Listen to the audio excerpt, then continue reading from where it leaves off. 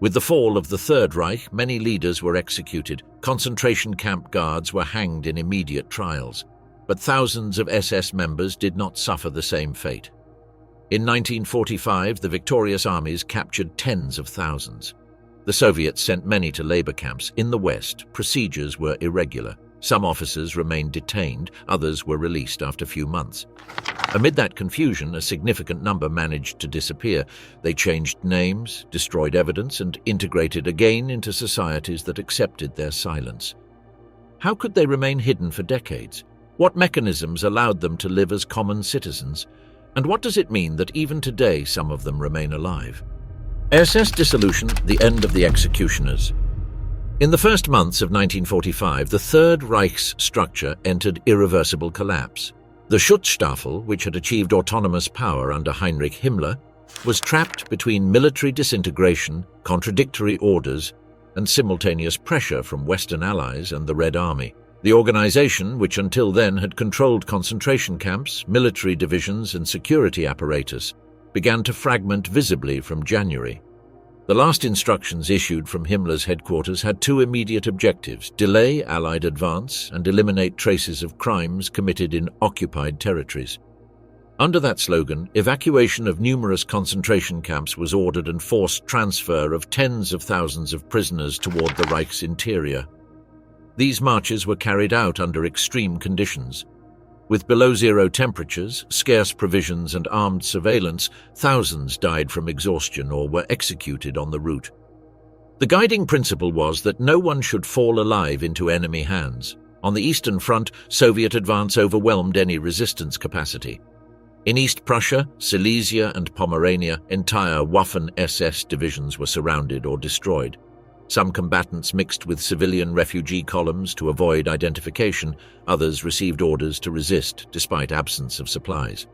On the Western Front, formations that had participated in the Ardennes offensive were reduced to a fraction of their original strength. Within Germany, the transport network was devastated by bombings. Soldier retreat occurred on foot, by bicycle, or in improvised vehicles. The slogan was to reach any safe point before enemy arrival, but most faced the impossibility of hiding their membership. Arm tattoos with blood type, SS distinctive mark, became immediate proof during detentions. Many tried to erase them through cuts or burns to avoid automatic classification. Victorious armies applied different criteria. American and British forces filtered prisoners, separating those who had joined in recent years with possibility of release after a period in camps, while high-ranking officers were retained, interrogated, or executed on site if their participation in crimes was confirmed. The Red Army, for its part, applied more severe treatment, summary executions in collective surrenders and sending to labor camps in the Soviet Union. In that context, particular cases emerged. Wilhelm Mohnke, born in 1911 and founding member of the Leibstandarte SS Adolf Hitler, was appointed in April commander of Berlin's central sector, including the Chancellery and Hitler's bunker. With barely a few thousand men, he tried to organize final defense. After Hitler's suicide on April 30, he led an escape attempt northward, frustrated by Soviet forces. Captured on May 2nd, he was transferred to Moscow, where he remained prisoner until 1955. He was never formally tried for war crimes, though he had been pointed out for massacres in previous years. Another high command was Karl Wolff, former chief of Himmler's personal staff and SS commander in Italy. At the beginning of 1945, he initiated secret contacts in Switzerland with Allied representatives. The operation, called Sunrise, sought to facilitate surrender in northern Italy. Wolff met with Alan Dulles, chief of the Office of Strategic Services, and obtained personal guarantees in exchange for persuading General Heinrich von Wietinghoff and other authorities to accept surrender. On May 2nd, German troops in Italy laid down their arms. Wolff was arrested, but his collaboration allowed him to receive more favorable treatment. In 1949, he was sentenced to 4 years in prison and recovered freedom in short time. Inside Berlin's bunker remained Otto Günscher and Rochus Misch, both born in 1917 and close to Hitler's inner circle. Günscher, Führer's personal assistant, received the order to incinerate the body after suicide. He participated in burning remains in the Chancellery Garden before being captured by Soviets who held him a decade in labor camps. Rochus Misch, telephone operator and messenger, was detained on May 2 and spent 9 years in Soviet prisons. Unlike Günscher, Misch spoke publicly after his release, maintaining until his death in 2013 a positive view of Hitler. Capture of these men illustrates initial classification methods. Soviets retained every individual present in the bunker to extract information, prolonging interrogations for years. In Western sectors, priority was identifying those directly responsible for crimes and, secondly, obtaining intelligence data about possible clandestine networks. SS members' dispersion was explained by three main factors: the front where they surrendered, the rank they held, and the capacity to hide their identity. In the East, probability of not returning was high, with long years in Soviet camps as only survival possibility. In the West, some achieved brief filtering processes and eventual release. Those who destroyed evidence or adopted false identities could evade immediate identification. Reich's administrative collapse facilitated both massive captures and evasions. Thousands undertook displacements toward rural areas with falsified documents or mixed among refugees. While some high commands were interrogated in Moscow or Nuremberg, most simply sought to disappear in confusion. Detention methods varied according to Allied unit. In American sectors, prisoners were forced to parade with bare torso to identify tattoos. In others, denunciations and documentary records were main classification source. Confusion allowed significant number to escape initial detection. Presence of young recruits and foreigners in Waffen-SS added complexity. Some commanders applied lax criteria and released low-rank individuals, while others adopted severe measures even against those who had no direct responsibilities. Lack of uniformity in procedures generated inequalities in prisoners' immediate destinies. In weeks following capitulation, improvised camps filled with thousands of detainees without precise identity records. First interrogations focused on obtaining urgent military data rather than individual responsibilities. That vacuum allowed numerous ex-SS members to alter their stories or destroy evidence before more systematic processes. Treatment difference between fronts influenced decisions of those who could still maneuver. Many sought to move westward, conscious that survival possibilities were greater. But communications collapse and military operations speed left those decisions to chance rather than calculated planning. Ratlines, the secret network of Nazi escape. After Reich's capitulation in May 1945, thousands of SS members were in immediate risk situation. Identification in prisoner camps, blood-type tattoos, and Allies' priority attention toward high commands made remaining in Central Europe extremely dangerous. From that year's summer, clandestine routes were organized that allowed numerous officers to escape toward South America, Middle East, and even North America. These networks operated with collaboration of civilian intermediaries, Catholic clergy, Red Cross officials, and intelligence agents who valued fugitives as potential resources in the nascent Cold War. Usual procedure consisted of moving fugitives toward Austria and Italy, territories under Western control where war's end chaos facilitated transit with falsified documentation. Cities like Rome and Genoa became key nodes. With ecclesiastical contact support, many obtained international Red Cross passports issued under fictitious identities names. These documents, originally destined for displaced persons and refugees, were accepted by South American countries seeking European immigration. Argentina, under Juan Domingo Perón's government, became main destination, followed by Chile, Paraguay, and Brazil. Others chose Syria, Egypt, or Lebanon, whose governments sought military cadres capable of training local forces. Alois Brunner represents one of most representative cases. Born in 1912, he had been close collaborator of Adolf Eichmann in deportation of Jewish communities in France, Greece, and Slovakia. After war, he was mistakenly given as dead, but actually used falsified papers and even worked as driver for American forces in occupied Germany. In 1954, thanks to networks linked to former Abwehr agents and Reinhard Gehlen's organization, he obtained Red Cross documents and traveled to Egypt. Finally, he established himself in Syria under Dr. Georg Fischer's identity, where he worked as military and intelligence advisor to the regime. For decades, he was protected by Syrian security services despite extradition requests. He was target of attacks attributed to Mossad, which left him with permanent injuries, and it is estimated he died in Syria around 2010 without being tried. Erich Priebke offers another example of successful settlement. Born in 1913, he had participated in Ardeatine Caves massacre in Rome in March 1944, where 335 hostages were executed. After being captured in 1945, he managed to escape from a prisoner camp the following year. With support from Croatian priests and clandestine networks in Rome, he obtained false documents and traveled to Argentina. He settled in Bariloche, where he worked as merchant and later as director of a German school. For almost 50 years, he led public life without interference, until journalistic investigations in 1990s revealed his real identity and reopened debate about his past. Leon de Grelle's case shows another variant. Born in 1966 in Belgium, he had founded Rexist movement and later organized Walloon Legion, integrated into Waffen-SS to combat against Soviet Union. Personally decorated by Hitler, he reached Standartenführer rank. When war ended, he was sentenced to death in absentia for treason, but managed to flee by plane to Spain, where he survived forced landing. Francisco Franco's regime rejected extradition requests and in 1954 granted him Spanish citizenship. Unlike other fugitives, de Grelle maintained constant public presence, published books defending Waffen-SS and participated in conferences until his death in Marbella in 1994. Clandestine networks functioning would not have been possible without institutions providing legal cover. International Red Cross issued thousands of temporary passports destined for refugees and displaced persons. In that system, applications with fictitious identities were inserted, used by ex-SS members to travel to recipient countries. Likewise, Catholic priests, especially Croatians and Austrians, offered refuge, economic resources, and contacts, motivated by ideological convictions or by anti-communist strategy that consolidated after war. Allied intelligence services also played a relevant role.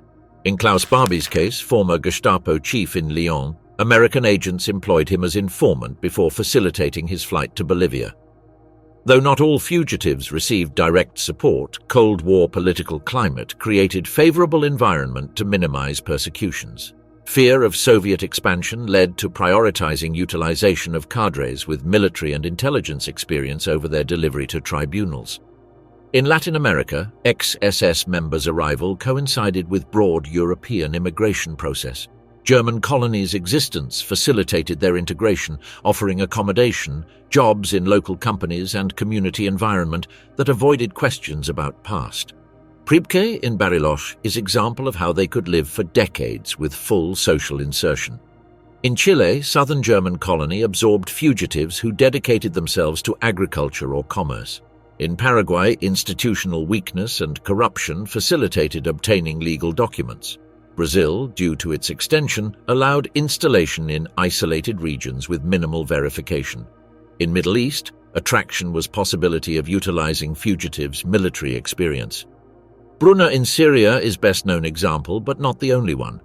Egypt, under Gamal Abdel Nasser, incorporated German technicians and military in 1950s, where they participated in creating intelligence services and defense programs.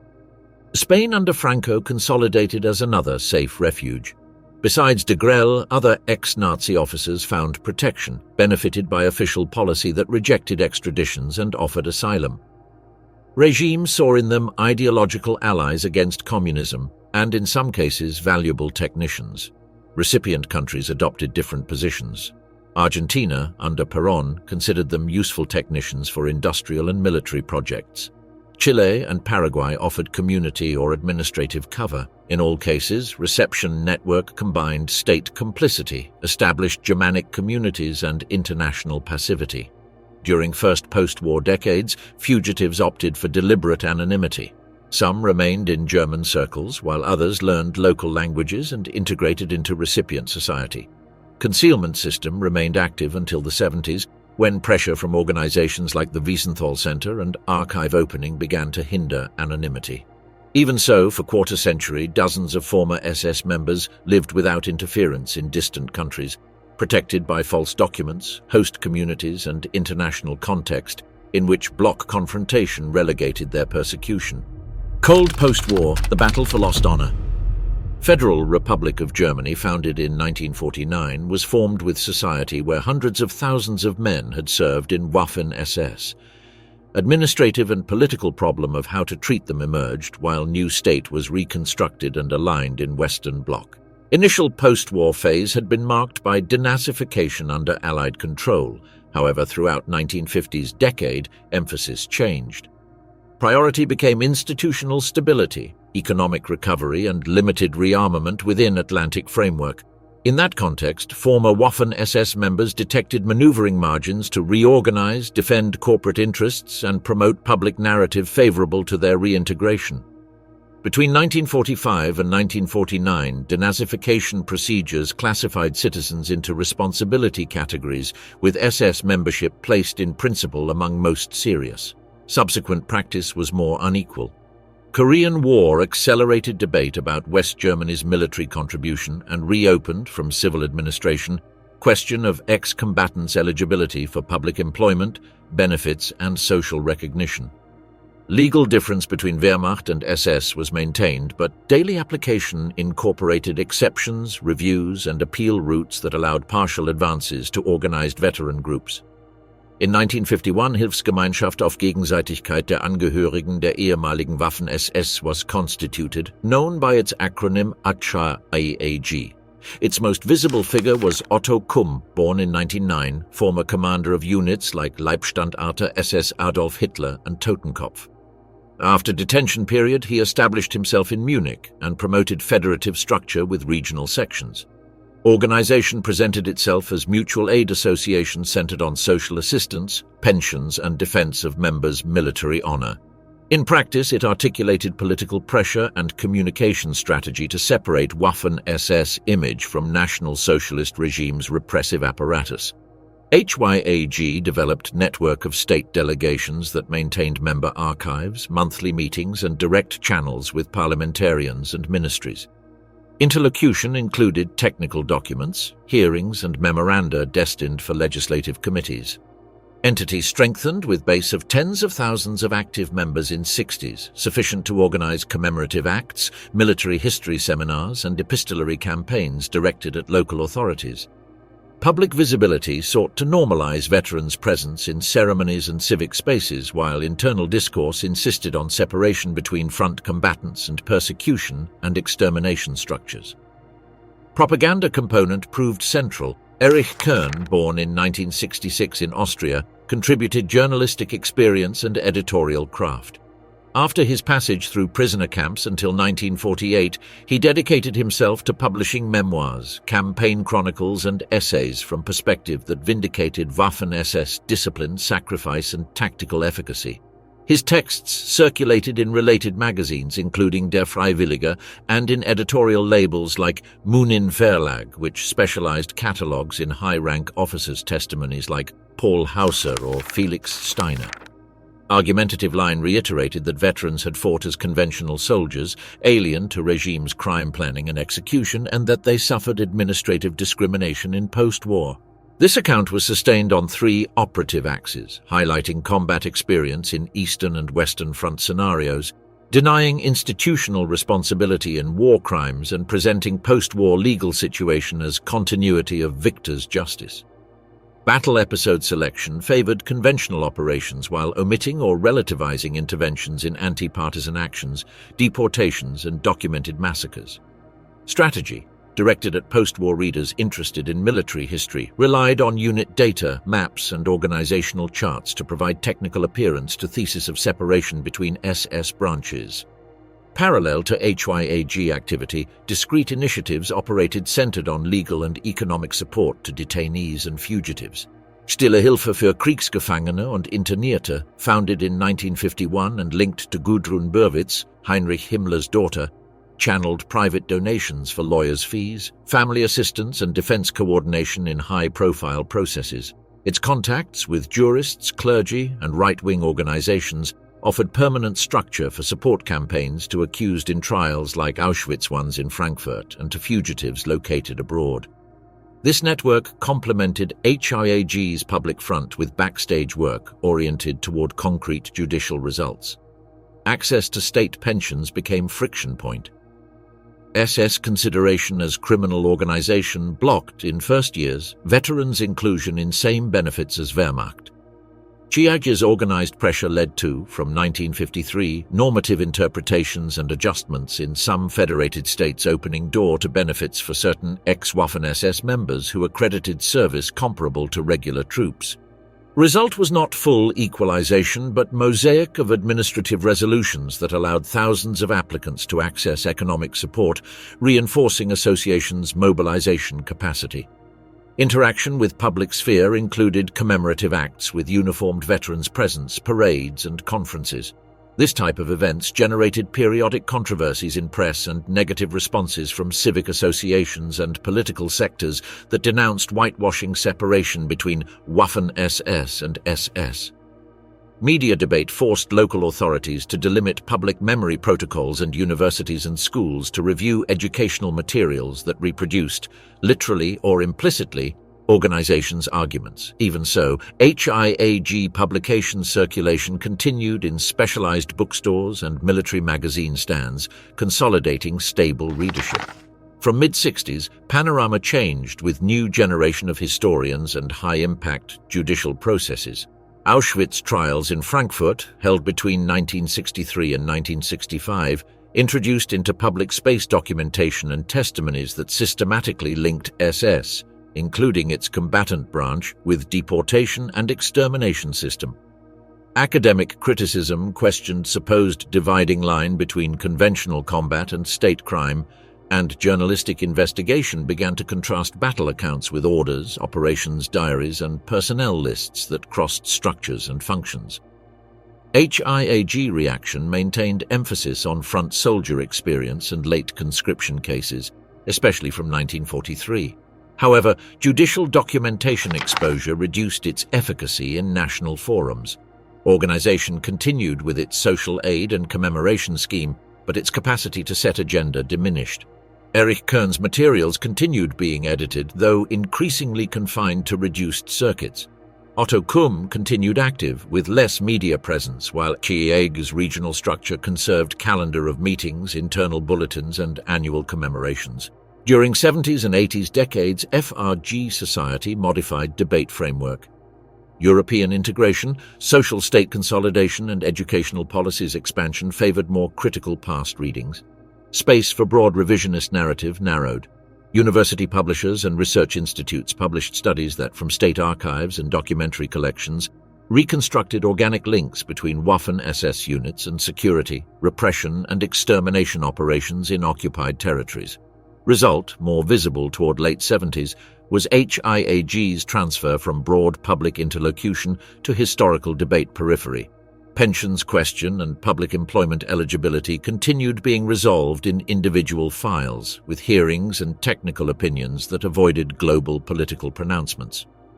Veterans' age, time passage, and leading cadres' loss limited organizations' projection. Still, Hilfe sustained its discrete activity with punctual support, without capacity to transform social climate. Press treated veterans' public acts with greater caution, while student associations, memorial groups, and civic organizations consolidated counter-memory calendar that incorporated exhibitions, memory site visits, and school programs. At end of 80s, all these dynamics had displaced focus from 50s and 60s open pressure toward marginal presence in public space. Separation narrative between SS branches persisted in veteran circles and specialized publications, but lost legitimacy outside them. New judicial investigations preparation, cooperation between prosecutors' offices and archives, and legal doctrines development to prosecute tardily investigated crimes announced different cycle for following decade. FRG arrived at Cold War end with more structured memorial field and public account, less permeable to veteran associations' self-legitimation. Hidden Lives, the return of the executioners. With passage of decades following war, significant number of former Waffen-SS and other SS branches integrants did not remain under judicial focus nor incorporated into veteran associations. They opted for different path, reinsert themselves discreetly into civil life, stabilize income, accumulate credentials, and, in some cases, achieve public notoriety without initial exposure of their past. These trajectories show how, in practice, Broad sectors of European society coexisted with individuals linked to National Socialist apparatus without interrogating their biographies with sustained rigor during good part of the 20th century. Bernhard Heissig, born in 1925, enlisted volunteer in Waffen-SS at 17 years and fought on Eastern Front. After his capture and release, he returned to zone that would become part of German Democratic Republic. He initiated his training as painter and throughout 50s consolidated career in cultural system that promoted socialist realism. His work incorporated historical scenes, portraits and motifs linked to anti-fascist struggle, with plastic language that included tense figures and somber landscapes. His military past did not disappear from files, but integrated into official account as deviated youth redirected by socialism. With time, Heissig became reference of Leipzig School, occupied academic positions in Hochschule für Grafik und Buchkunst and exhibited in Eastern Bloc capitals. After 1989, his figure was object of revision in reunified Germany. For some, artist who had translated century ruptures. For others, beneficiary of two systems who avoided exhaustive past examination. His work remained in museums and collections.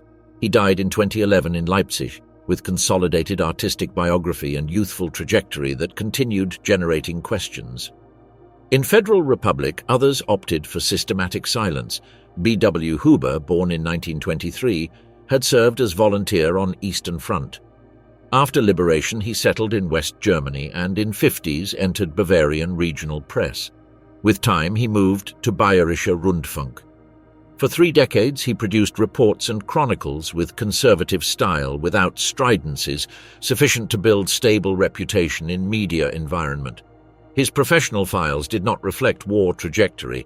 When publishing autobiography in 1990s, he included ambiguous formulations about SS members' responsibility. Detail caught researchers' attention and derived in verification of his service in Waffen-SS units. Institutional reaction was immediate: disconnection from chain, fall of his public profile and title withdrawal from majority circuit.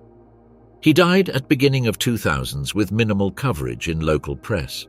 His case illustrates how solid insertion in FRG cultural institutions could be sustained for decades without past surfacing, until documentary piece made it visible. Many others did not occupy notoriety spaces. Hans Lipschitz, born in 1919 in Lithuania, had served as guard in Auschwitz between 1941 and 1945. He emigrated to United States and worked in food industry. In 1983, he was identified by American authorities, stripped of citizenship and deported to Germany. He lived there without public attention until in 2013 he was detained under charges of complicity in thousands of deaths in Auschwitz. Due to age and health state, process did not advance to sentence and he died in 2016. Root shows stable labor insertion with open identity for decades and return to justice in old age, when new legal and evidentiary premises allowed reactivating causes. Bruno Day, born in 1926, had been tower guard in Stutthof. After war, he led common life in Germany as baker. In 2019, at 93 years, he faced trial in Hamburg accused of complicity in more than 5,000 murders. Tribunal dictated guilt with suspended sentence due to his age. He died in 2022. His file represents transition toward late causes based on functional membership to camp structure without need to link accused to individualized homicide, criterion that characterized most recent procedures. These cases allow visualizing 3 integration modalities: biographical reinterpretation in political frameworks that admitted it, sustained concealment in West Germany institutions, and ordinary lives in crafts without public exposure, with late identification when jurisprudential lines and international cooperation matured. Common denominator was adaptation to environments that prioritized economic reconstruction and administrative stability over exhaustive and early persecution. Files, when they existed, remained dispersed. Consultation depended on prosecutors' resources, archive availability, and political will, variables that evolved gradually until the 90s. In labor market, private companies absorbed profiles with technical or administrative experience without systematically inquiring into origin. Reconstruction and growth increased demand for qualified personnel. Background verification was limited, as general rule, to academic credentials, recent references, and employment certificates. In organizations with compromised history during war, incentive not to reopen past responsibility discussions further reduced propensity to check biographies deeply. In public sector, especially at local level, formal filters existed but were applied with unequal intensity, conditioned by service needs, lack of coordination between federated states, and fragmentary nature of records. Universities, research institutes, and communication media offered spaces favorable to discrete reinsertions. In those institutions, professional competence, results delivery, and adaptation to organizational cultures weighed more than retrospective scrutiny of 1939 to 1945 years. Incomplete files circulation and absence of centralized databases hindered biographical crossings. Cases like Huber's show how long trajectories could be sustained without questioning until book, interview, or archive opening triggered revision. Business world expanded that dynamic. Post-war industrial expansion, supply chains, and new foreign subsidiaries increased worker and executive mobility. Residence changes between federated states allowed reconfiguring labor histories. Transversal data verification barely existed. In multinationals with operations in Germany, candidate evaluation prioritized competencies and accumulated experience in plants or projects without exhaustive investigation of past affiliations, except when names figured in lists already known by press or authorities. Liberal professions offered additional invisibility route. Doctors, lawyers, engineers, and architects established private consultations and studies sustained in local reputation referred by word of mouth and discreet advertisements. Membership in professional colleges required credentials but did not always imply historical audits. In that framework, individuals with compromised backgrounds exercised for decades without interruptions. Family life and sociability environments contributed to sustained silence. Marriages, kinship networks, and neighborhoods stabilized reorganized biographies around work, housing, and children's education. Domestic narrative reduced war references to minimums or replaced them with general allusions to military service. In many small municipalities, mutual knowledge generated tacit agreements to avoid inquiries. Local memory prioritized economic and administrative life continuity over responsibility revision, preference that was reinforced while protagonist generation conserved positions in community associations, clubs, and councils. Generational changes partially modified this tendency. From 1960s, student movements, new academic research, and high-impact judicial processes introduced documentation and findings that tensioned stabilized biographies. However, by then, many interested had reached retirement or consolidated their professional identity in positions without exposure. Progressive archivization of state and judicial archives, international cooperation, and causes reopening in 90s altered balance. They allowed locating persons who had gone unnoticed for half-century and adjusting legal responsibility criteria. Result, toward century end, was mixed landscape. Biographies shielded by retirement or their holder's death persisted, coexisting with reactivated investigations that advanced with functional complicity criteria in criminal structures. In parallel, museums, archives, and educational programs incorporated social history methodologies and expanded documentary base, capable of relating organizational charts, orders, and personnel lists with individual trajectories. Silent integration, which for decades had been sustained in administrative fragmentation and social preferences for stability, began to confront more systematic institutional memory and justice practices. Without definitively closing period, these mechanisms opened work lines that in following years would extend inquiries' reach to contexts outside Europe and to files that until then had remained inactive. Tardy justice, trials at time's edge. Reopening processes against former SS members from 1990s marked juridical and political inflection in Germany and, by extension, in Europe and America. During previous decades, criminal cases' advance had clashed with evidentiary requirement of individualized homicide acts, documentary memory wear, and priority of concentrating on visible hierarchs. With generational replacement in prosecutors' offices and tribunals, and with expanded access to archives in Germany, Eastern Europe, and United States, different criterion was adopted. Service in concentration camp or extermination units constituted functional contribution to mass murder, and therefore form of criminal complicity, even without proof of specific homicidal act. That methodological displacement opened set of causes that seemed closed by time. In this terrain, Klaus Barbie's judicial itinerary functioned as early and pedagogical reference, not so much for his structural complicity framework as for demonstrating late viability of locating, extraditing and trying. Born in 1913 and Gestapo chief in Lyon, he had been protected in post-war by intelligence services and transferred to Bolivia in 1951. Sustained documentation and diplomatic pressure campaign culminated in his delivery to France in 1983, and trial held in Lyon between 1984 and 1987 applied crimes against humanity figure incorporated to French legal system in 1964. Life sentence in 1987, followed by his death in prison in 1991, showed that time passage did not prevent complex files articulation or witnesses, archives, and expert opinions mobilization. Main lesson, imprescriptibility and possibility of effective international cooperation, would be cited again and again in processes reactivated from 90s.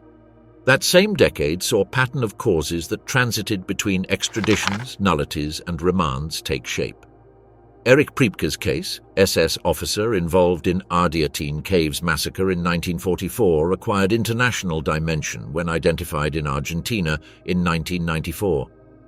Extradition to Italy in 1995 gave way to sequence of judicial decisions that debated prescription, due obedience, and typification as war crimes and against humanity. Final life sentence in 1998, served under house arrest due to his advanced age, consolidated European scope precedent. Participation in reprisal executions fitted fully into imprescriptible crimes category and justified cooperation between judicial systems despite elapsed time. While these processes maintained public attention, German justice finished formulating its own functional complicity doctrine in 2010s. Oskar Groning's trial in Lüneburg in 2015 made it clearly visible. Born in 1921 and assigned to Auschwitz between 1942 and 1944, he fulfilled administrative functions of registering and classifying money and objects seized from deportees. No evidence existed of his armed intervention or direct participation in murders. Accusation, however, maintained that every task ensuring deportation, selection and extermination mechanism functioning constituted essential contribution to collective crime. Tribunal accepted thesis and declared him accomplice in 300,000 people's murder, imposing 4-year prison sentence confirmed in superior instances. Groning died in 2018 before initiating effective compliance, but precedent proved decisive. Proof of shot, specific guard, or executed order was no longer necessary. It sufficed to establish operative membership in criminal structure. In parallel, outside Europe, immigration countries reviewed naturalizations and residences granted in post-war. Helmut Oberlander's case, born in 1924 in Ukrainian territory and assigned as interpreter to Einsatzkommando, developed in Canada as predominantly administrative cause, discovered service omission in citizenship application, government-initiated denaturalization in 1995. Supreme Court confirmed in 21 possibility of revoking citizenship for material information concealment, and discussion prolonged for years with appeals and reconsiderations in absence of criminal process for specific crimes. In 2019, definitive revocation was ratified. Oberlander died in 2021 without extradition or criminal trial. File exhibits practical limit of tardy justice. Civil and migratory mechanisms can sanction documentary deception but do not substitute evidentiary burden and procedural requirements of criminal conviction for murders committed 70 years before. These causes articulation relied on documentary fabric that combined archives returned by allies, funds partially opened in former Soviet Union after 1989, and digital repositories under construction during following 2 decades. Fiscal teams began using demographic analysis protocols to fix presence windows in key places and dates, reconstructed command chains to demonstrate knowledge of criminal orders, and coordinated dispersed testimonies in different countries to establish action patterns. Methodology displaced emphasis from eyewitness of concrete act toward crossing personnel lists, guard diaries, service and railway transport orders, with expert opinions on each position's function in camp machinery. Result was expansion of possible accused universe, especially in medium ranks and logistic functions. Defendant's age constituted epoch's structural conditioning. Files opened when accused exceeded, frequently 90 years. Tribunals had to make compatible procedural guarantees, rigorous medical evaluations, and hearings suitable for persons with limited mobility and memory. In several cases, supervening incapacity led to suspensions or filing due to death. In others, sentences were dictated that did not reach execution. Pronouncements' symbolic dimension, giving name, fixing responsibility, producing founded sentence, then gained more weight than penalties' effective compliance, which fed public debates about proportionality, utility, and sense of persevering in criminal causes at biological limit's edge. International cooperation was decisive and unequal.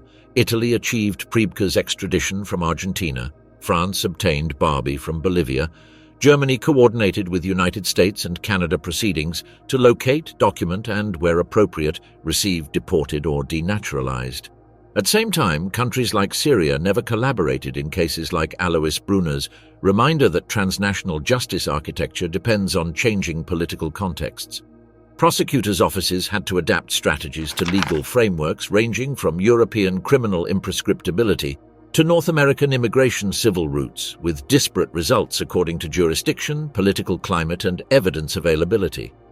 Defenses adjusted their argumentative lines to new framework. In 90s, it was still common to discuss direct participation. In 2000s, with functional complicity consolidated, allegations about physical or cognitive incapacity, humanitarian unfeasibility of extensive processes against nonagenarians, and criticism of supposed conversion of late accused into collective guilt emblems gained centrality. Tribunals responded with independent medical expert opinions, limited hearings, and extensive motivations that justified criminal relevance of logistic and administrative functions in mass crime. At end of 2010's decade, balance was mixed. Convictions establishing doctrine had been obtained, evidentiary evaluation standards were fixed, and judicial pedagogy capable of explaining how cashier, interpreter, or administrator cooperation made industrial annihilation possible was built. At the same time, defendants' mortality, witnesses' fragility, and technical complexity of transnational files limited penalties' practical scope. Focus began displacing toward memory, education, and archive access policies, with institutional conviction that juridical fixing of responsibilities, though late and often symbolic, constituted necessary element to close documentary gaps, homogenize criteria, and maintain public traceability of decisions that for decades had remained inconclusive. Terrain was prepared for posterior cycle in which judicial memory, archival cooperation, and public teaching would assume protagonism that biology denied to last criminal processes. Last centenarians, the memory that does not die. 80 years after Second World War's end, last Waffen-SS survivors' question presents itself in completely different scenario from previous decades. Number of living ex-members is extremely reduced, majority has exceeded century of life, and almost all reside in geriatric institutions or under family care. They are no longer object of systematic judicial investigations or international campaigns for their location, but isolated figures whose existence jumps to public attention sporadically, either through journalistic findings, community acts, or diplomatic controversies. Attention has displaced toward political management of their memory and toward ethical dilemmas their presence poses in contemporary societies. Specifying how many ex-Waffen-SS members remain alive in 2025 is difficult. Those who enlisted in war's last years are today between 97 and 102 years old. Majority lives in anonymity, with judicial files already closed due to procedural incapacity or lack of direct evidence. Prosecutors' offices have stopped opening new causes, conscious that biology limits any expectation of complete procedure. What remains are documentary traces and fragmented biographies preserved in archives and occasionally remembered by local press. Silence has been dominant attitude. Many never wrote memoirs or granted interviews. Families avoid media exposure, and protagonists themselves, weakened by age, rarely participate in public acts. However, exceptions exist where single individual acquires visibility and reopens historical tensions. Between 2023 and 2025, Jaroslav Hunka's case became example of how survivor could trigger international political crisis. Hunka was born in 1925 in region then belonging to Poland and today part of Ukraine. In 1943, he incorporated as volunteer to 14th Division of Waffen-SS Grenadiers, known as Galicia, integrated mostly by Ukrainians who sought to halt Soviet advance. Unit was decimated in Brody Battle in July 1944, when of 15,000 combatants, only about 3,000 survived. Subsequently participated in operations against partisans in Slovakia and Balkans. When war ended, Hunka was captured and transferred to United Kingdom as prisoner of war. Later, he emigrated to Canada, established himself in Ontario and worked in aeronautic industry while integrating into Ukrainian community associations. Decisive episode occurred in September 2023.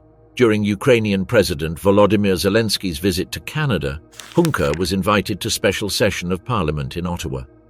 House of Commons Speaker Anthony Rota presented him as Ukrainian hero who had fought against Russia during Second World War. Attendees, including Zelensky, Prime Minister Justin Trudeau, and numerous parliamentarians, gave him standing ovation. Shortly after, it was revealed that Hunka had served in Waffen-SS Galicia Division, unit linked to crimes against civilians in Poland and Ukraine. Though he was never prosecuted or convicted, simple membership in that formation sufficed to generate international scandal. Jewish organizations, foreign governments, and communication media denounced that honors had been rendered to SS member. Reaction was immediate. Trudeau offered official apologies and Rota resigned his position. University of Toronto, which had received donations from Hunka family, returned money and dissolved fund created in his name. Poland formally requested his extradition, while Russia included him in its list of accused for genocide. Veteran, meanwhile, continued living in North Bay, Ontario, appearing occasionally in community activities. For part of Ukrainian diaspora in Canada, he remained respected veteran, while for his international critics he became symbol of persistent impunity. In 2025, at 100 years, Hunka embodies tensions between historical memory, contemporary politics, and national identities in conflict.